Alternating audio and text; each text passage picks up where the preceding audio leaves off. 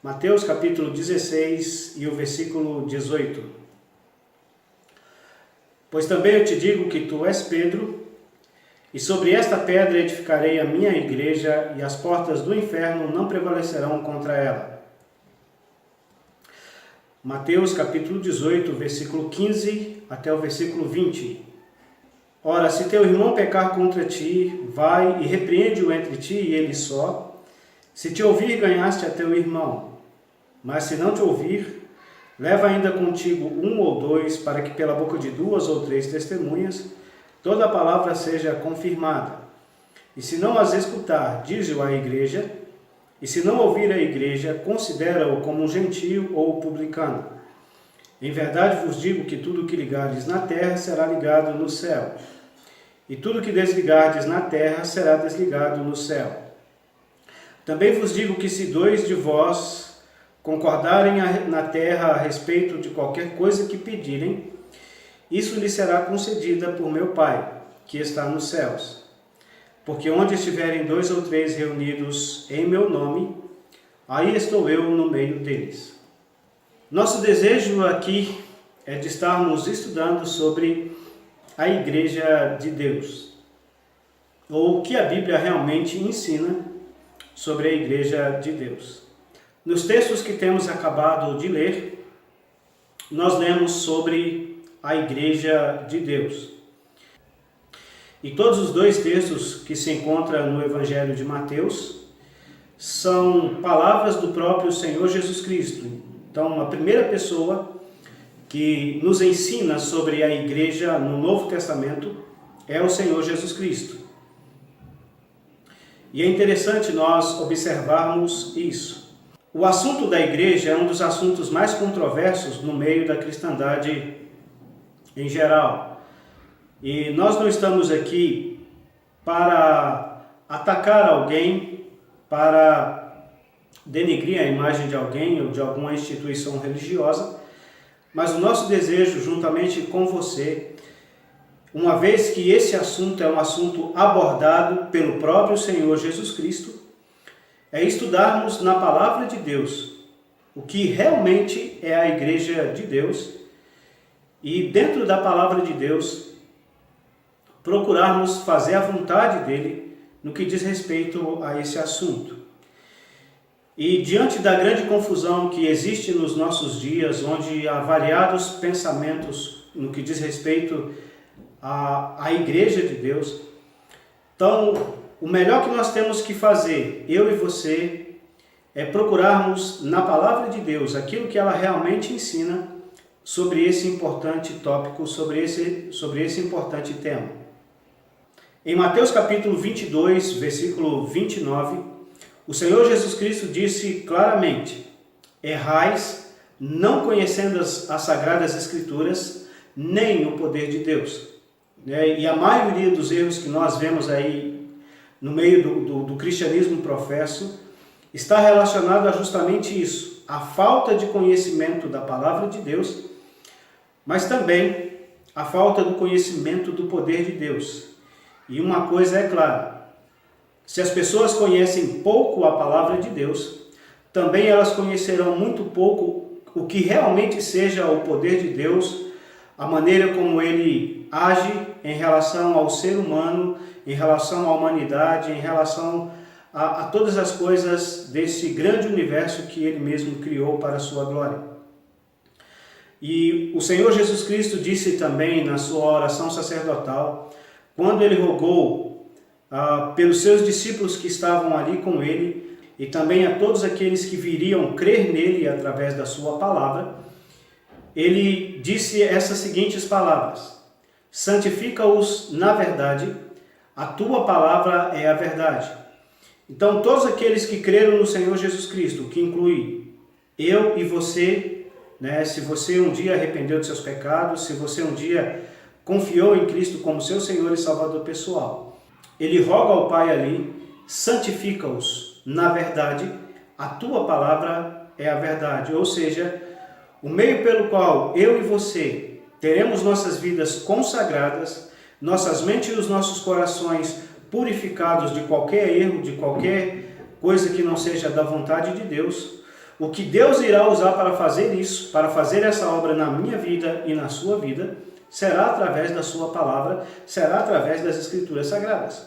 Não existe outro meio pelo qual Deus irá nos santificar, pelo qual Deus irá purificar as nossas vidas, a não ser pela sua bendita e eterna santa palavra, que ficou registrada para nós nas páginas das Escrituras Sagradas. E devemos destacar aqui que toda a Bíblia Sagrada, todas as Escrituras, de Gênesis a Apocalipse, conforme diz 2 Timóteo capítulo 3, versículo 16 e 17, toda ela é inspirada por Deus e toda ela é a verdade de Deus para as nossas vidas. A definição da palavra igreja. A palavra igreja, no original, nos manuscritos originais em que a Bíblia foi escrita, os manuscritos originais da Bíblia foram escritos no grego. Então, a palavra igreja que aparece em nossas versões, em nossas traduções, geralmente eu uso a versão corrigida, mas também gosto muito da versão atualizada. E também, até pouco tempo atrás, eu usava a edição contemporânea, Almeida Contemporânea. Então, essas versões, que são as versões melhores, as traduções melhores no português da Bíblia Sagrada, das Escrituras Sagradas, a palavra igreja que aparece nessas versões, no grego é eclésia. E a palavra eclésia, ela é a junção de dois termos, segundo os estudiosos do grego. Basta você ter uma boa concordância bíblica, um bom dicionário bíblico, uma boa chave linguística bíblica, que você vai observar isso. A palavra eclésia é a junção de dois termos, a preposição ek, fora de, e kaleon, que é o verbo chamar. Então significa literalmente chamada para fora. Segundo os estudiosos, a origem dessa palavra se deu devido ao Império Romano, aos imperadores daquela época, quando escreviam as suas leis, os seus decretos. Não havia internet, não havia televisão naquela época, não havia telefonia, os meios de comunicação modernos que tem. Então eles mandavam seus mensageiros percorrer todo o império. Nas cidades que eles chegavam, eles tocavam uma trombeta ou faziam uma convocação, e as pessoas, ao ouvirem esse chamado, essa convocação, reuniam-se em praça pública, deixando seus afazeres, saindo para fora de suas casas e de seus negócios, reunindo-se em praça pública para ouvir o decreto do rei, para ouvir a nova lei trazida pelo mensageiro. Então, essa é a ideia original da palavra, um ajuntamento de pessoas em praça pública, uma reunião de pessoas em praça pública, por algum motivo. Essa palavra, ela ocorre 115 vezes nos manuscritos originais, no grego. Então, são 115 vezes que ela ocorre. Dessas 115 vezes que ela ocorre, 4 vezes ela ocorre no sentido comum. Uma reunião, um ajuntamento, um agrupamento comum de pessoas. A primeira vez que ela ocorre é em Atos capítulo 7, versículo 38, e ali ela é traduzida por congregação, falando do povo de Israel que tinha saído do Egito e estavam ali congregados, reunidos ao pé do Monte Sinai para ouvir a lei de Deus dada por Moisés. Em Atos capítulo 19, versículo 32, Atos capítulo 19, versículo 39, e também no mesmo capítulo 19 de Atos e o versículo 41, ela aparece também ali em relação à cidade de Éfeso, quando o apóstolo Paulo e seus companheiros de viagem estavam pregando o evangelho ali, e houve uma sedição, houve um tumulto por causa dos ourives que faziam nichos de templo para a deusa Diana, e devido àquele tumulto, a palavra aparece 3 vezes ali, né, na forma de ajuntamento, legítima assembleia, né, e reunião ou ajuntamento. Então, vai depender da tradução que você estiver usando, mas a palavra aparece também nesse sentido comum, né, as pessoas que foram reunidas ali por algum motivo. Nesse caso, a questão, né, dos ourives, que levantaram-se um motim contra Paulo e seus companheiros de viagem, por causa que eles estavam pregando o evangelho, e as pessoas, ao converterem-se, abandonavam seus ídolos, abandonavam a idolatria e iriam servir ao Deus vivo, ao Deus verdadeiro. Então, por causa deles perderem esse lucro, se revoltaram contra Paulo e os seus companheiros de viagem. Então, esse é o sentido comum da palavra. Você nunca vai encontrar nas Escrituras Sagradas, nas páginas das Escrituras Sagradas, a palavra igreja, no original, se referindo a um templo religioso ou a uma construção física, a um prédio físico. Antes, pelo contrário. O uso dessa palavra, por volta do século III, entre o século III e o século IV, depois que o Império Romano decretou a religião cristã como a religião oficial do Império Romano.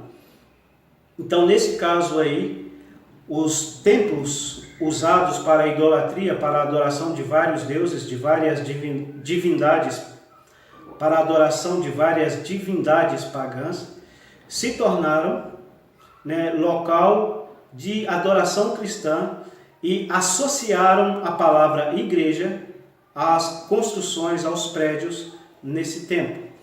Mas no Novo Testamento, ela nunca aparece nesse sentido.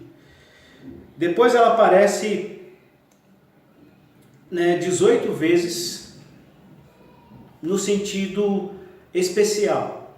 E a primeira ocorrência dela é em Mateus 16, versículo 18, o texto que nós lemos.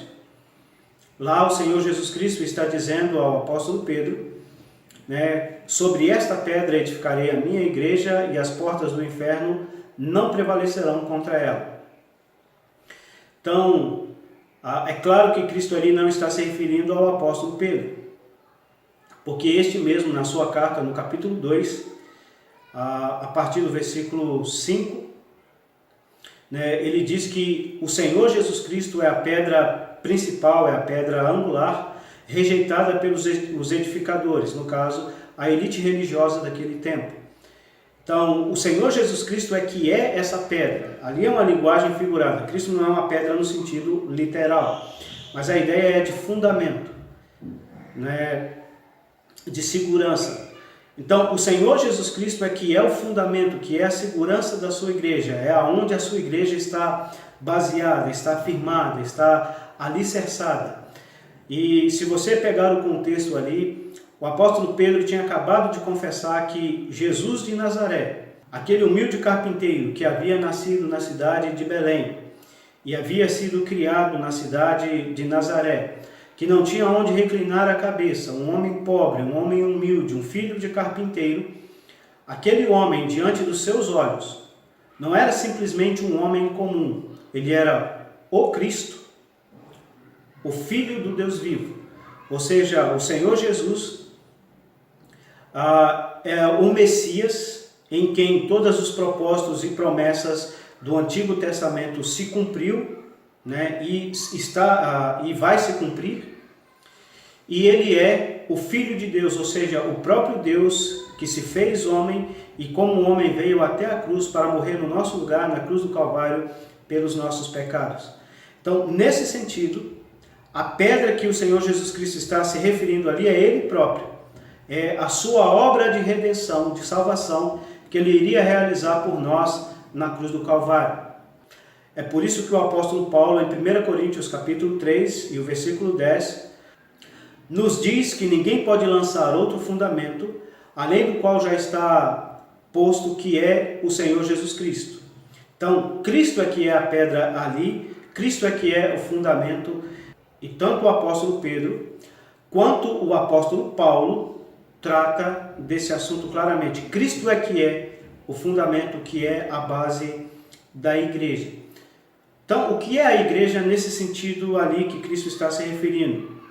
A igreja ali é todas as pessoas que verdadeiramente arrependeram de seus pecados e creram nele, desde Atos capítulo 2, que foi quando a igreja foi inaugurada, até o arrebatamento. Então, a igreja está sendo formada de todos aqueles que verdadeiramente arrependeu de seus pecados e creu no Senhor Jesus Cristo. Então, cada uma dessas pessoas está sendo colocada, está sendo atraídas, a sua fé, a sua confiança está sendo colocadas na pessoa e obra do Senhor Jesus Cristo, realizado em nosso favor na cruz do Calvário. Então, a igreja ali, nesse sentido, ela é dele, né? Ela é do Senhor Jesus Cristo, ela não é de um homem, ela não é de uma liderança religiosa, ela é dele, porque ela foi comprada, ela foi remida, ela foi lavada, né, pelo sangue precioso que ele verteu na cruz do Calvário.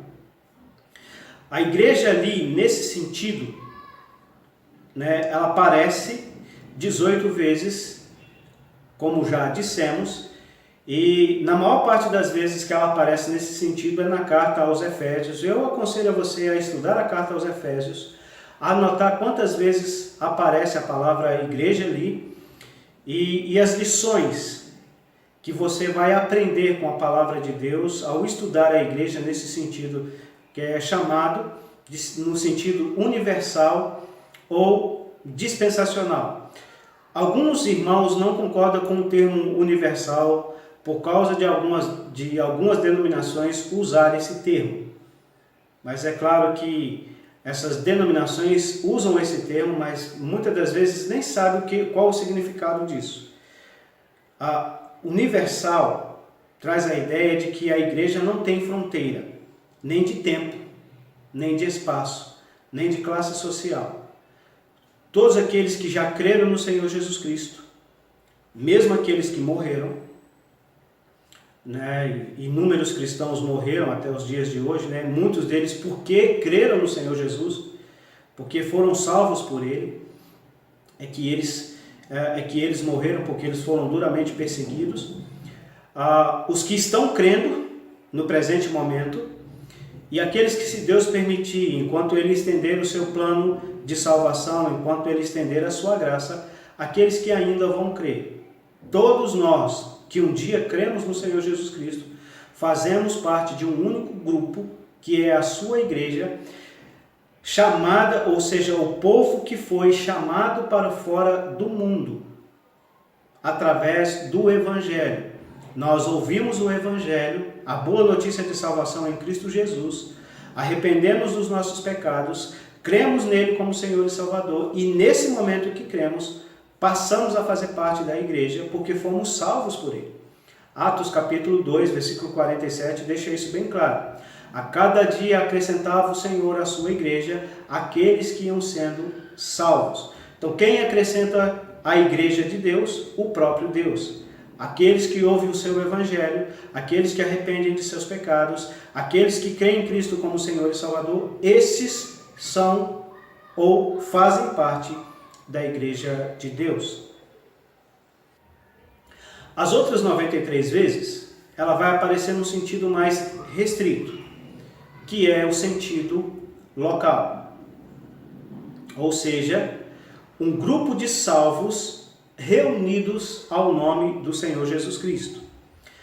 A primeira vez que ela aparece nesse sentido é em Mateus capítulo 18, versículo 17, quando o Senhor Jesus Cristo ensina-nos que depois que um irmão ofendeu o outro e o ofendido procura esse ofensor e o problema não é resolvido, então ele chama um ou dois para que pela boca de 2 ou 3 testemunhas toda a palavra seja confirmada, mas ele ainda não ouve esses 2 ou 3.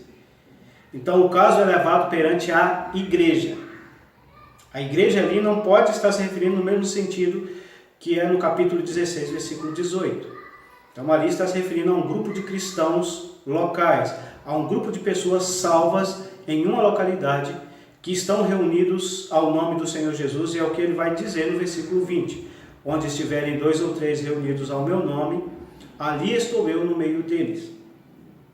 Então, uma igreja local é um grupo de salvos, ou seja, de pessoas que arrependeram de seus pecados e creram no Senhor Jesus Cristo, que estão reunidas ao nome dele, em uma localidade.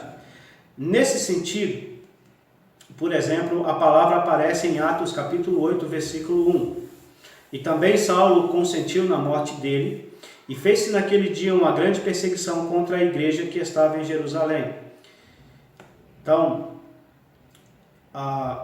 por causa da morte de Estevão, né, fez-se em Jerusalém uma grande perseguição contra a igreja de Deus que estava em Jerusalém, contra o grupo de salvos que residiam na cidade de Jerusalém e que estavam reunidos ao nome do Senhor Jesus Cristo.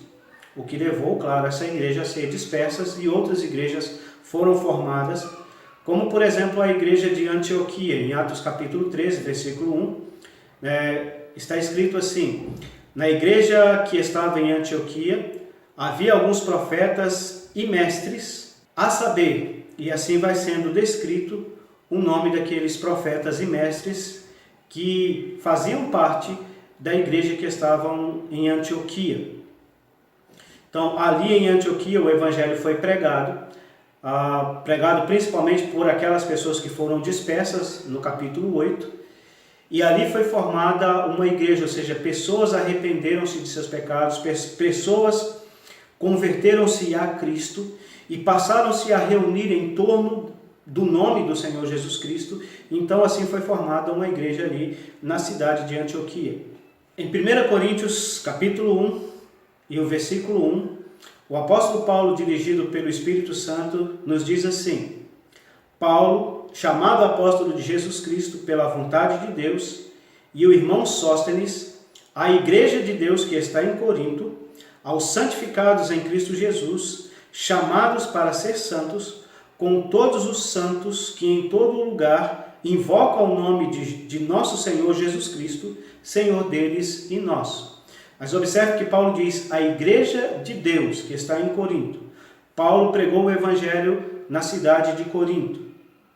Ali na cidade de Corinto, várias pessoas converteram-se ao Senhor Jesus Cristo e passaram-se a reunir em nome dele. Então ali foi formada uma igreja na cidade de Corinto, e essa igreja ela era de Deus. A igreja que estava em Jerusalém fala do local. A igreja que estava em Antioquia fala também do local, da cidade de Antioquia. A igreja de Deus fala de posse, ou seja, Deus é que é o dono, tanto no sentido universal quanto no sentido local da igreja. Quem é dono da igreja é o Senhor Jesus Cristo. Quem é o dono da igreja é Deus. Em 1 Tessalonicenses, capítulo 1 e o versículo 1, nós vemos também a palavra igreja sendo mencionada nesse sentido. Paulo, Silvano e Timóteo, a igreja dos Tessalonicenses em Deus, o Pai, e no Senhor Jesus Cristo. Graça e paz tenhais de Deus, nosso Pai, e do Senhor Jesus Cristo. Ou seja, ali, o Espírito Santo dirigindo o apóstolo Paulo a endereçar a sua carta àquela igreja, fala a igreja dos Tessalonicenses.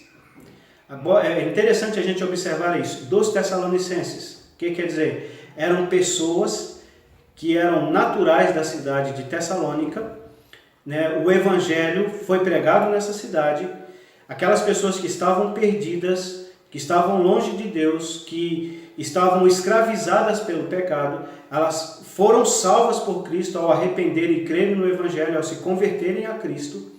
E agora essas pessoas, Deus orientou o seu servo, inspirou o seu servo, o apóstolo Paulo, a escrever essa carta para eles. E é interessante você observar isso.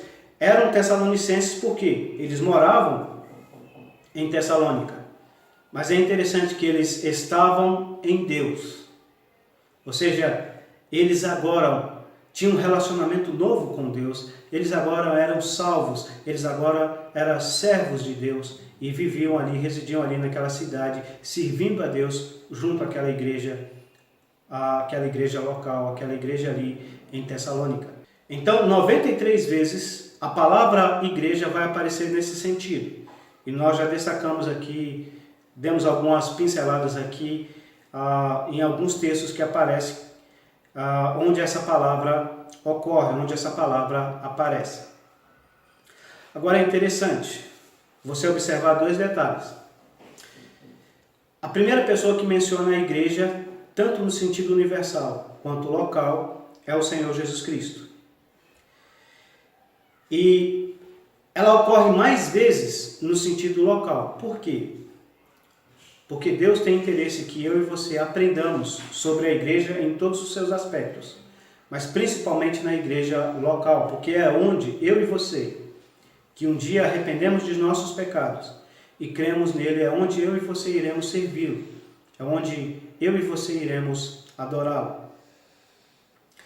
Então é necessário eu e você aprendermos sobre a igreja. E eu quero convidar você para me acompanhar nessa série de estudos sobre este assunto importante. Eu creio que vai ser muito enriquecedor para a sua vida espiritual. Eu creio que você terá muito a ganhar ao acompanhar esse estudo.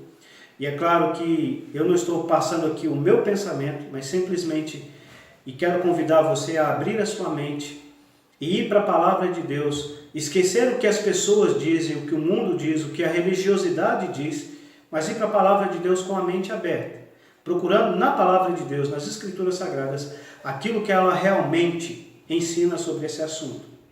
Então, respondendo a uma pergunta que muitas das vezes nos são feitas e que muitas das vezes nós mesmos a fazemos: qual é a igreja certa? Biblicamente, a resposta é duas.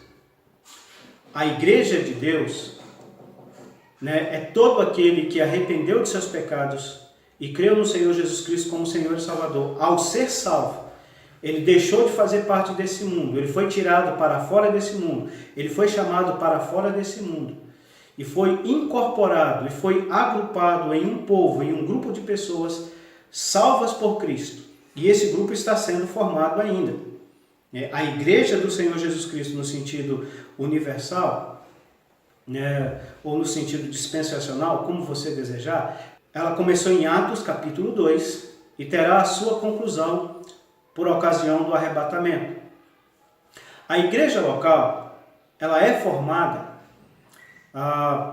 por aqueles que residem em uma localidade e estão reunidos ao nome do Senhor Jesus Cristo.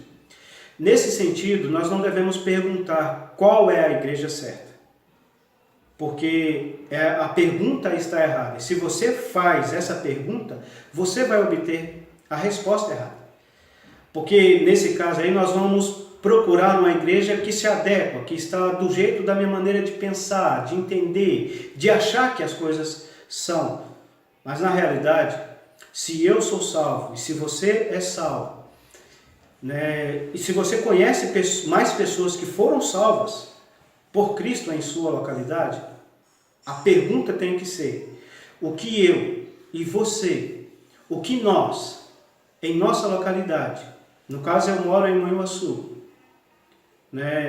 aonde você estiver morando, o que você, como um servo do Senhor Jesus Cristo, como uma pessoa que se comprometeu com Ele, que entregou a sua vida para Ele, que Ele é o seu Senhor, juntamente com seus irmãos em Cristo, como vocês podem, à luz das Escrituras, serem uma igreja de Deus, aonde você reside, aonde você mora?